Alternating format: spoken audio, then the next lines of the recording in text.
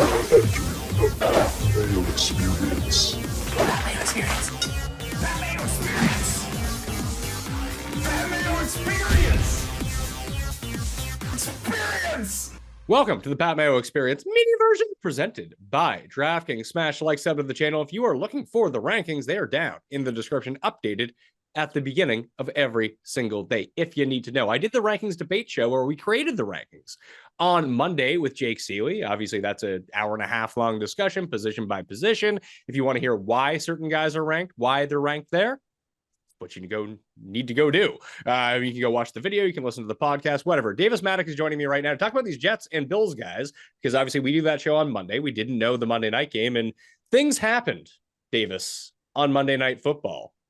So Garrett Wilson, Breece Hall, Dalvin Cook, we didn't know what was going on with Breece Hall. Realistically, how many touches was this guy going to get? How was he going to look? So I didn't really know where to rank any of them going into the week. So right now, in terms of running backs, when we talk about it, I have Breece Hall at number 23 against the Cowboys and Dalvin Cook at number 30.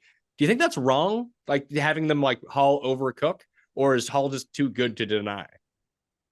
I would have trouble keeping Hall out of my top 15 guys, probably. My basic read on the situation is that you got to downgrade every Jets player. I mean, if you drafted any of the tertiary guys, if you drafted Allen Lazard, McCole Hardman, Tyler Conklin, I mean, these guys send them to zero. I mean, they do not need to be rostered in any 12-team fantasy league. So the two guys we're really talking about are Breece Hall and Garrett Wilson. I don't really consider Dalvin fantasy relevant at this stage. You're talking about the least efficient running back on a team with a guy who's way more efficient than him.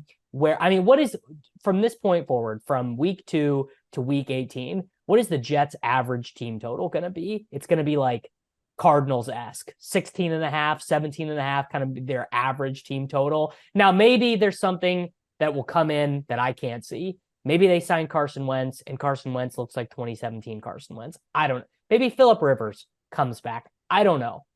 But I'm projecting Zach Wilson being their quarterback, and Zach Wilson stinks. Zach Wilson stinks so bad that I believe, Scott Barrett tweets this all the time, I believe Garrett Wilson in games with Zach Wilson as his quarterback averaged 8.6 PPR points per game. It's really bad. The only guy who I think has any hope of paying off where he was drafted is Breece Hall. Because one, Breece was drafted too low because people thought Dalvin Cook was going to take all this work. They were worried about the knee. Breece comes in, looks phenomenal on Monday night. I mean, he looks like he picked up where he left off. He played a really limited number of snaps. I think it was 23% of the snaps. Michael Carter was in there playing on third downs a little bit. I would imagine the Michael Carter snaps are going to go to zero rather quickly as Breece gets healthy. And I think the Dalvin snaps probably get lowered quite a bit as well. I mean, Dalvin looked like shit. Let's just be honest about it. He didn't look good. Breece looked great. And if you're Robert Saleh and you're saying, how do I save this season?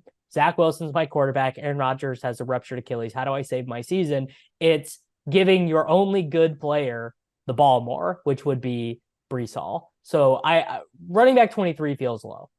Well, the way that I have it situated right now within the running back rankings for the week, obviously, I don't have Aaron Jones in the rankings, so I have A.J. Dillon at number 15. There's no, maybe that there's not no chance, but do you really want to play Breece Hall against the Cowboys? It's a terrible matchup, right? So maybe running back 23 is right, but I don't know. Breece Hall or any Colts running back, I got Breece Hall as well. He's sandwiched. You remember, there's no one really hurt and there's no one on bye week. So he's sandwiched in between Jamal Williams, James Conner, Miles Sanders, and Dameon Pierce. He's in the middle of those guys. Yeah. I would start James Cook over Breece, but I would not start Jamal Williams over Breece. Why wouldn't you start Jamal Williams over Breece? That's a great matchup for him. I know he kind of has Colonel Mostert syndrome where they're just not going to throw him the ball ever. And so he might end up with one of these empty calorie weeks like we just saw, where it's 16 carries for 71 yards, and that's it. So 7.1 points for him. But his touchdown equity is much higher than Breece Hall's at this point. Yeah, I don't know. They threw 2 passes to the running back entirely last week. he was so bad that they were giving Tony Jones Jr. carries. I think Kendre Miller probably is going to be activated this week for the Saints. That feels the Kendre Miller activation would really scare me. I would agree. I currently have him out. So we can get to the injuries Okay. here in a second, but like I still had him projected as out. And look, if Tony Jones Jr. had 5 carries, like that's nothing. Yeah, it is. It is not. Also, Taysom only played 9 snaps, so I'm a little bit worried that would increase. Now, maybe the Taysom from last year is gone, and that just doesn't exist anymore. And Taysom is not this gadgety goal line guy anymore. But I would just still be. I'm not erasing that after a 1 week sample. And also, I just think Jamal Williams stinks. And I think Breece to me is more likely to score a touchdown on one of his random carries in between the 20s than Jamal Williams is from the 3-yard line, I think. You know, I mean, I bet your probability would not dictate that. Yeah, if you were I just lied. I just lied to everybody. But I mean, I get the sentiment that you're saying. So I guess my case against Breece this week would be terrible matchup. And I still don't know what they're going to do with their running game. Like Sure. they were more comfortable giving Dalvin more touches than Breece Hall. Just because Breece looked good doesn't mean they're going to change that in week 2. They still want to keep him protected until I think they know what they're going to do offensively. Like, I think the best 2 case scenarios would be like Minnesota loses again, the Rams get waxed. We're into week 4. The Jets are 2-2 or 1-3 or something, but the Vikings and Rams are 1-3 and 0-4. And somehow, listen, you can create cap room in the NFL that all of a sudden Stafford or Kirk Cousins is on the Jets. Yes, I mean, imagine if we get Kirk Cousins on the Jets and you were able to buy low on any of these guys, or if you just drafted a bunch of these guys, it's going to end up being a giant win. I mean, I guess my general theory would be at this point, and I have Breece Hall in a ton of leagues, is I'm just starting him and I'm going to figure out the rest later. Cause I think partially he's sort of got that Kamara thing going where you don't even really know where the big games are going to come from. Now, obviously this is a very unique situation where the Jets just lost Aaron Rodgers. They've got no clue what they're doing at quarterback. It's this terrible defensive matchup.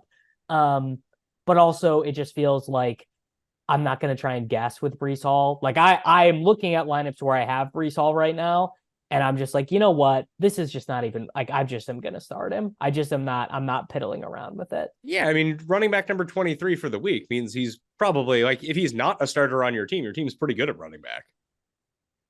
Yes. Yeah. I guess that is also true. Like I just went to run the Sims and I made my projections for the week. And I'll try to see where Breece Hall ends up coming in with these. In terms of fantasy points, full point PPR, Breece Hall, he's coming in way down just because of the splits and because of the matchup. Like he's projected 0.3 points behind Jamal Williams. But Jamal Williams is projected for 15 rushing attempts and 2 catches. Breece Hall is projected for 8 rushing attempts and no catches. Yes, I mean, any median projection, I don't actually think Breece will look terrible. And there is also a chance that in this spot, they're like, okay, you just came off an ACL tear. It's a short week. All this stuff. Like this actually he might even play less in this game than he did on Monday night. They actually might play Michael Carter even more than they did. So all of that is it's just, to me, this feels like a very opaque situation. I mean, moving forward, super bullish on Breece, would want to trade for him, would want him on my fantasy teams, especially if the market is completely leaving him for dead. The guy who I am much more concerned about is Garrett Wilson, who was drafted as a first-round pick in a lot of leagues. Yeah, I mean, I'm concerned about him as well. I did want to give a quick injury update status on a Wednesday afternoon just to show where we're at. I'll have these updated in the Mayo Media newsletter. That's completely free to sign up for. It'll get sent directly to you. That's down in the description, or just go to Substack and type in Mayo Media. Davis and I talked all about this on his podcast, The Takecast, which I am on for an hour talking about the other side of fantasy football and quitting smoking and all that fun stuff. If that's something that you want to listen to. But running back right now, obviously J.K. Dobbins is out for the season. Evan Hull was placed on IR, but it looks like Zach Moss is coming back for the Colts right now. Kenneth Gainwell is not practicing because of rib problems. Austin Eckler hasn't been practicing because of an ankle problem. I still have both of them in my rankings for the moment until I hear elsewise. But Gainwell plays on Thursday night, so keep an eye on that. Aaron Jones and his hammy, I have him as out right now of the rankings, but that's not for sure. For sure, Kamara suspended, Taylor still on IR, Jeff Wilson is still on IR. So that's what we're thinking about the running back injuries right now. Deontay Johnson's going to be out multiple weeks at receiver. Jacoby Myers is in concussion protocol. We'll see how that goes. Freiermuth and Dulcich at tight end. We don't know about them as of right now. And then obviously Aaron Rodgers done for the season. And it looks like Phony Tony, Anthony Richardson, he's going to be playing this week. Davis, Phony Tony is, I think, my favorite fake Trump name for any person ever. Like Trump can take that. We need Anthony Scaramucci back so we can call him Phony Tony. Phony Tony is a good bit. I'm gonna guess that Tim Andercuss thinks Anthony Richardson absolutely stinks. No, he loves Anthony Richardson. Really? Yeah, that's shocking. What was Andercuss' position on Trey Lance the whole time? I don't think he really had a position on Trey Lance. I mean, I would have pictured him being out on Lance. I mean, this has got to be one of the lowest that Tim has ever felt, watching Aaron Rodgers leave the New York Jets without ever recording a completed pass. Well, you should just watch the Pat Mayo Experience spread pick show from this week where it's all Tim the first 20 minutes. And somehow Jeff comes off kind of seeming crazier. Well, I mean, poor Jeff too.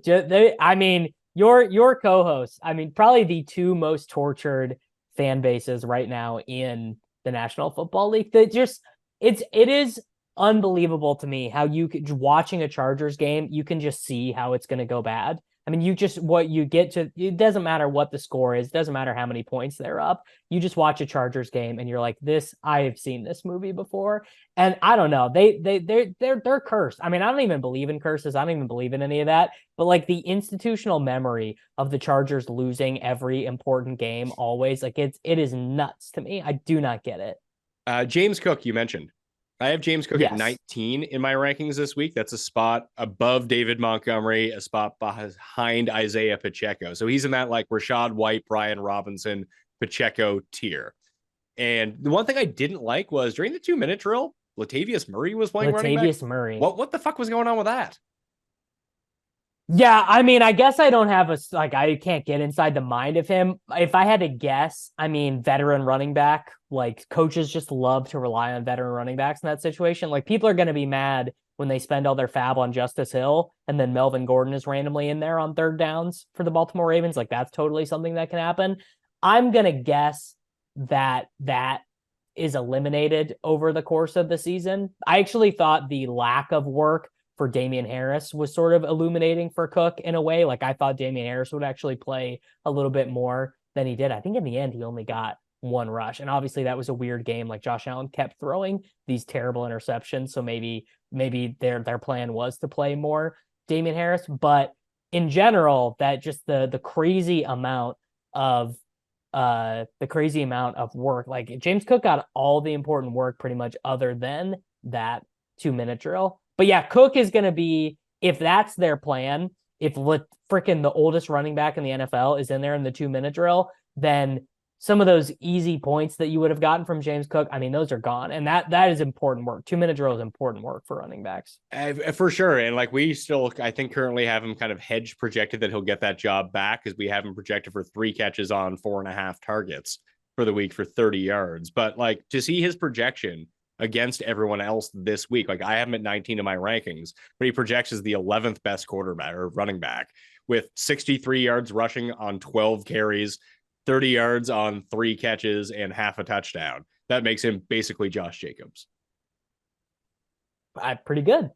Not bad. So I think there still is considerable upside, hence why he's ranked above Breece Hall. I have Garrett Wilson at number 18 at wide receiver. Like I don't know what to do with him at this point. That feels right. Obviously, like one of the questions people asked was, okay, if we actually went into this Jet season and they were like, for whatever reason, they were just running Zach Wilson back, where would Garrett Wilson have been drafted? And I think that was the right range, sort of after Devonta Smith and T. Higgins, but ahead of your Christian Watson, Mike Williams, DeAndre Hopkins range. Like, I think that's right. I mean, it's funny. You just hit on the names that are around Garrett Wilson in the rankings. I actually have for week 2, obviously matchups are somewhat dependent on this. Like, I think I have this is what Jake and I talked about in the ranking show. Like, you have your ranges until someone plays themselves or a situation changes, like Garrett Wilson.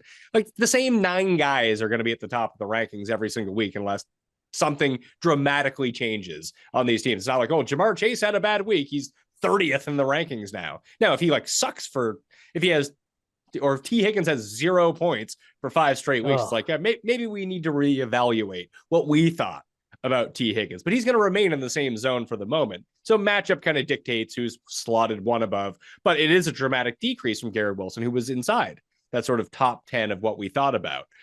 So it goes DeAndre Hopkins at 17 against the Chargers, Garrett Wilson against Dallas, T. Higgins against who the hell is Cincinnati? Baltimore this week. Like, Garrett Wilson and T. Higgins flip a coin, and then flip a coin with Garrett Wilson and DeAndre Hopkins. Like, Hopkins looked good in week 1, and this is a much easier matchup for him.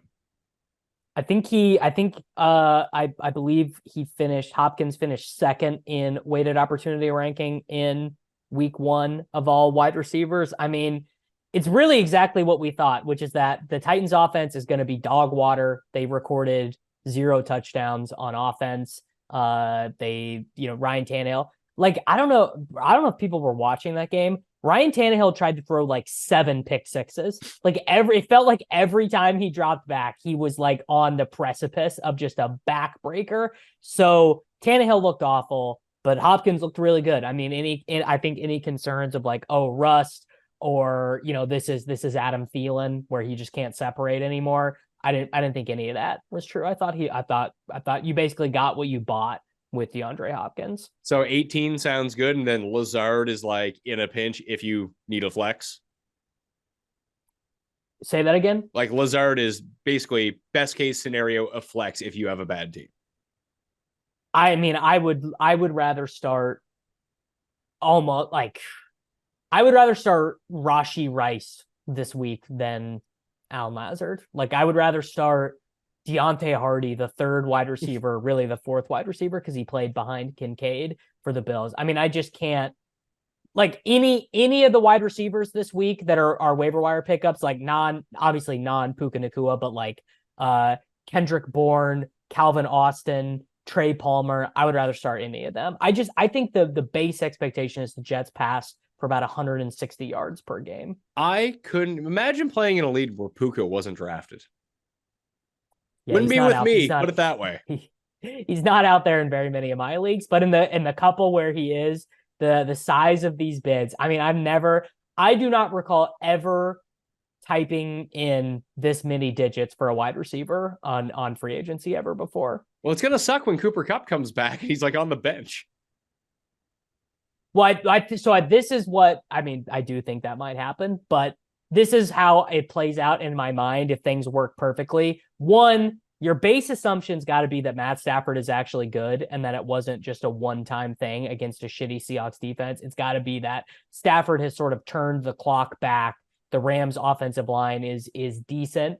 So the way things work out is Cooper Kupp returns and plays his Cooper Kupp role, which is what, I mean, I think that's why Nacua saw so many targets in week 1, was that he was basically, they were like, all right, go be Cooper Kupp, and he was able to do it, which is, I mean, pretty good to be able to do that. But what he's got to do is he's got to send Van Jefferson to the bench. Van Jefferson has got to be the one whose playing time loses, because Atwell is the only one of their wide receivers who can do his role. He's sort of the deep guy. I mean, he's the fast guy. He's the fast guy. All the rest of them are slow and big. So Van Jefferson's got to go to the bench. But you could tell me that Cooper Kupp is who Cooper Kupp is. Nacua becomes what Robert Woods. I mean, remember, Robert Woods and Cooper Kupp used to be able to get numbers together at the same time, and then Robert Woods just lost the ability to run. And then Higbee's targets get pretty low, and Atwell is sort of your, so if I start him, some weeks he's going to get a 40-yard touchdown, and some weeks he's going 2 for 17, and it is what it is. For tight ends, I just want to throw out that people were like victory lapping how good Dalton Kincaid was with his 4 catches. It's like, all right, man, you need to calm down here. Like, this guy is unplayable until further notice, to me, at least. Yeah, I would think he's pretty playable. Like, I would have him as a start any league where I had him. You would have him as a top 12 tight end. Yeah, the thing we didn't know was if they were lying to us. We literally did not know. Okay, so this week you're trying to win a fantasy matchup. You would rather play Dalton Kincaid over Tyler Higbee? You're nuts. Yes, you're fucking nuts. Yeah, I mean Higbee. You would rather play Dalton Kincaid over Hunter Henry? No, Henry. Okay, you'd but rather I would play have Dalton Henry's Kincaid over Zach Ertz, who's going to have 50% of the target share. Yeah, I do Kincaid over Ertz. Like, what are you playing for here? Like to try to be super early and be like, oh man, I only scored. He only scored 3 fantasy points, but it could have been a lot more based on the snap route. Like, why don't you take the guys that actually score fantasy points? I mean, Kincaid played more snaps, ran more routes, and got more targets than Higbee last week. That's great. Who ended up with more fantasy points? I don't know how many points. The answer is Tyler Higbee. How many did he have? I think he had like 9 or something like that. Yeah, I mean the other thing is there's basically no risk. I mean the tight end scoring is about as bad as it has ever been. Henry was the top scoring tight end last week with. I would rather play Hayden Hurst than play Dalton Kincaid. I'd rather play Jawan Johnson than Dalton Kincaid. Kincaid played more than all those guys. I don't give a shit how often he's playing. He's the 4th fucking option on his team. Is he though? Yes, he is. Go look at who they threw to. I don't know if I would project that moving forward. That feels pretty fragile. I mean, they're not going to tight end 12 maybe dominate the Raiders this week, but like, I just don't get it. Like, you want him. Like, I'd rather play Laporta than play Dalton. Oh, Kincaid. I mean, Laporta is a smash. Would you rather play Kelsey or these guys? Kelsey, obviously. Okay. Would you rather play Mark Andrews? Yeah. Andrews, Kelsey, Hawkinson, Waller, Goddard, Kittle, Ingram, Hunter Henry. I would play. So after those 9, you're playing Kincaid and you're playing Laporta. I'd probably do Henry over Freiermuth, then Kincaid, Laporta over Kincaid. So yeah, tight end 12, right? So Kyle Pitts well after these guys. Oh, Kyle. Obviously, if you drafted Kyle Pitts, you're starting. But for example, if you have Pitts and Henry, you are playing Henry over Pitts this week. Yeah. I actually have a team where I'm doing that. I would play Higbee, Hurst, Ertz, Isaiah Likely if there's no Mark Andrews, and Juwan Johnson. Oh, sure. Over Laporta. I play Laporta over Kincaid too. Last one I wanted to hit on. Detroit's D is the smash pickup play of the week and DraftKings play. Both tackles for Seattle are gone. They just signed 41-year-old Jason Peters though, so they solved the whole thing. Oh, yes, it's solved. Yes, there's going to be so much pressure. Like, Detroit is going to wagon Seattle this week. I hope that's not true because I got a bag defend because I have drafted so many Seattle Seahawks players. It's not going to go well for if they can't block for Geno, he's back to that Geno who used to be a backup. Oh, they have the Lions have Aiden Hutchinson. That's his name. He looked sick in that game against the Chiefs. He looked really good. I'm just thinking out loud about this. I wonder. Damn, that's brutal for Kenneth Walker. I wonder if they play DJ Dallas a ton and just have him try and keep Geno off his ass. I hadn't thought about that yet. I mean, I don't know how they're going to adjust to this, but like, so much of their success last year was derived from the fact that they found these random dudes who coalesced and made up a good offensive line, and now both their tackles are gone. Yes. Yeah. I mean, I have not thought that. I mean, are they both out in perpetuity? Like, are they on IR or like what? I don't even know. I mean, what are the injuries? Look, they're not playing this week. That's all I know. Sure.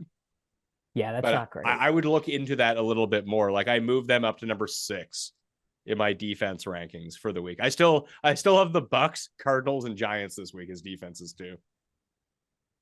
Oh yeah, all of them are the Giants. The Giants are up against the Cardinals. They're actually out there in a bunch of my leagues. So I actually was just doing waiver bids before we started. The Cardinals might not be so bad too. They had 6 sacks last week against Washington. That might be a Howell thing though. Howell loves to eat sacks. Well, what Daniel Jones doesn't? Oh, that's true. Yeah. Daniel Jones stinks, man. Don't you feel kind of bad for Giants fans? They got like a little bit of hope and they got a real coach, but then it turns out that Daniel Jones still is bad. I mean, Daniel Jones is going to be bad against elite defenses. I think Daniel Jones is going to be fine this week.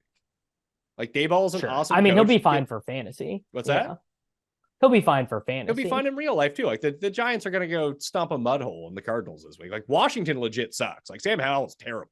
Like, Daniel Jones at least all right. Yeah.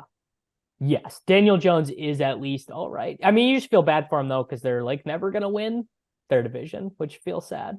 I mean, we'll see how long Danny Dimes can stick around. Like, I wouldn't have re-signed him, but, like, what else were you really going to do? Oh, I think re-signing him is fine because quarterback purgatory is, like, so it's miserable, right? There's a reason why Kirk Cousins keeps getting paid. Dude, That going to zero at quarterback is painful. Like, in a bizarro world, Kirk Cousins is just Matthew Stafford.